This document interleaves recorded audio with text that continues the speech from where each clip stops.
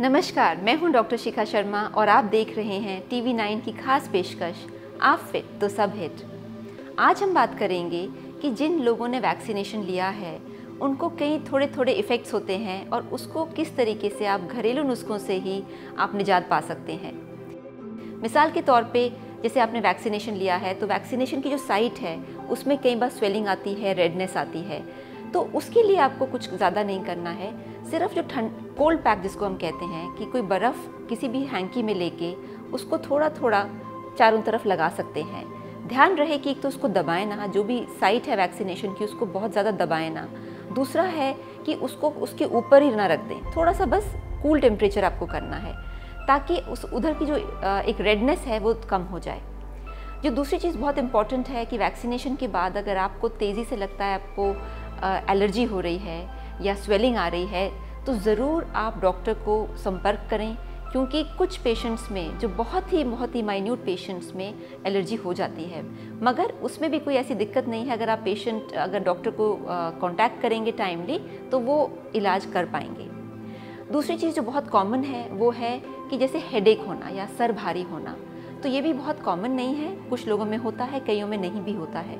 उसमें आपको सिर्फ अपना हाइड्रेशन मेंटेन करना है, यानी आप पानी पीते रहिए और खूब अपने को हाइड्रेट कीजिए।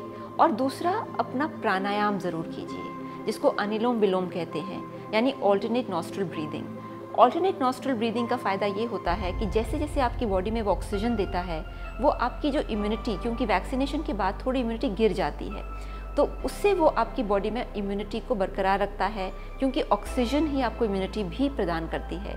आपकी एंटीबॉडीज़ ऑक्सीजन लेती हैं अपने काम को करने के लिए, तो इसीलिए अगर आप ऑक्सीजन की ज़्यादा मात्रा लेंगे, जैसे आप प्राणायाम करेंगे, अनुलोम विलोम करेंगे, तो आपकी एंटीबॉडीज़ को गिरने का इतना मौका नहीं मिलेगा। तीसरी चीज़ जो है, हल्का फुल्का बुखार हो तो नॉर्मली एक पैरासीटामोल दी जाती है और जिस सेंटर से आप वैक्सीनेशन लेंगे तो वहाँ ही आपको पैरासीटामोल दी जाएगी।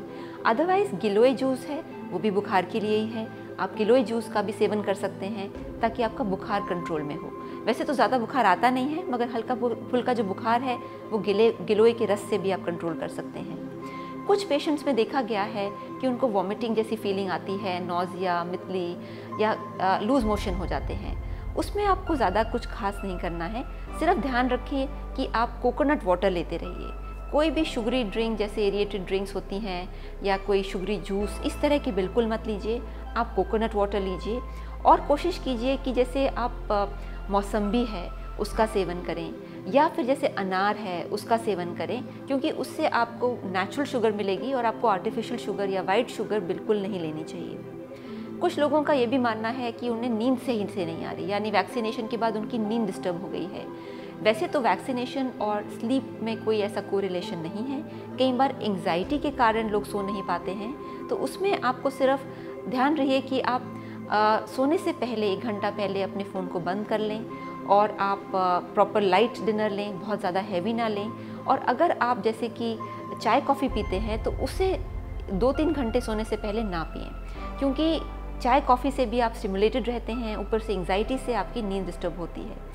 नींद एक बहुत पावरफुल अपने आप में आप कह सकते हैं एक फूड है जो आपकी बॉडी को इम्यूनिटी बढ़ाने में मदद करता है, तो यानी कि sleep is very important for you.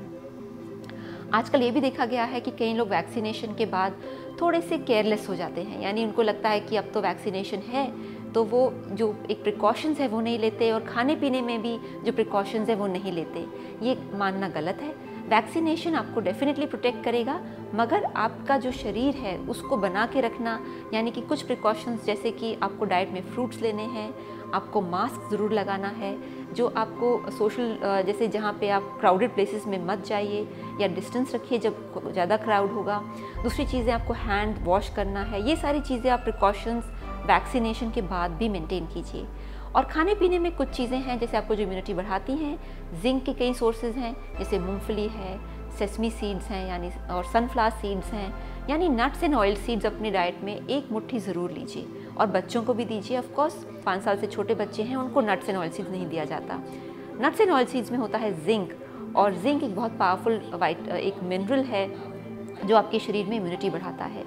दूसरी चीज़ है जैसे मौसमी है, मौसमी खाइए, नींबू पानी रोज़ पीजिए, वो बहुत आपकी मदद करता है, उसमें विटामिन सी होती है। फ्रूट्स लीजिए, पपीता लीजिए, अभी वाटरमेलन जैसे आएगा, वाटरमेलन लीजिए। हाँ, अगर आप डायबिटिक हैं तो आपको डायबिटीज़ तो कंट्रोल करनी है। एक और चीज़ जो पोस्ट वैक्सीनेशन लोगों का देखा गया है कि उनके जोड़ों में बहुत दर्द होता है। तो जोड़ों में दर्द का मतलब है कि आपकी जो एक मूवमेंट है, आपकी सर्कुलेशन बहुत अच्छी नहीं है। सर्कुलेशन के लिए एक तो हाइड्रेशन ज़रूरी है, त्रिफला आप खा सकते हैं, वेजिटेबल्स की जो जूसेस हैं, रस है, वो लीजिए। और कुछ का ये भी मानना है कि अगर आप अपनी डाइट में एक हफ्ते तक तला हुआ ना खाएं, फ्राइड फूड और जैसे जो रिफाइंड फूड है वो ना खाएं, और जैसे आयुर्वेद में मानते हैं कि जोड़ों के दर्द के लिए वात बढ़ने वाली चीज़ें ना खाएं जो वात को बढ़ाती हैं। वात को क्या चीज़ बढ़ाती हैं? जैसे कि चावल वात को बढ़ाता है, और जैसे कि अगर आप खाली पेट हैं और खूब चाय कॉफ़ी पी रहे हैं वो वात को बढ़ाता है। लैक ऑफ स्लीप भी वात को बढ़ाता है। तो जो वात बढ़ाने की जो चीज़ें हैं उसको आप ना करें, बिकॉज उससे भी कई लोगों को जोड़ों में दर्द होता है।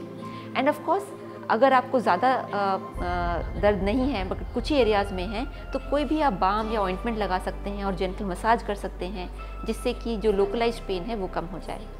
बस ध्यान रहे कि आप पॉजिटिव रहें, खाना पीना सही रखें, स्लीप साइकिल सही रखें, और आपको वैक्सीनेशन से ज़्यादा दिक्कत नहीं आएगी and you will actually become better and healthier, क्योंकि अब आप अपनी सेहत का ध्यान रख रहे हैं। यानी कि अगर आप अपनी सेहत का ध्यान रखेंगे तो आप फिट भी रहेंगे, and that is what we are really looking for. अगर आपके कोई सवाल हैं तो आप अब चैट बॉक्स में ज़रूर हमसे शेयर कीजिए, उसके सवालों का उत्तर देने की हम ज़रूर कोशिश करेंगे। आप देखते रहिए TV9 की खास पेशकश, आप फिट तो सब हिट।